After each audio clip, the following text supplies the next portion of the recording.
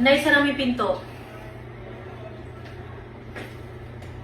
Sara niyo yan, Nay. Nay, ilang beses ko bang nasabihin sa'yo, pagtrabaho-trabaho naman sana. Nakita niyo naman yung schedule natin, no? Alam ko naman, hindi ka nalilate. Pero pagtrabaho-trabaho. Hindi naman ako nagsasayang ng ano sa inyo eh. Paalala eh. Alam niyo naman kapag biruan. Pero pag trabaho tayo. Siyempre may mga ibang tao din na nagsasayang ng oras nila, oh. Ayoko naman ang nasasabi yung ibang tao sa atin. Siyempre pag trabaho dapat professional. Tagal na natin magkatrabaho na eh. Paulit-ulit na lang ako sa...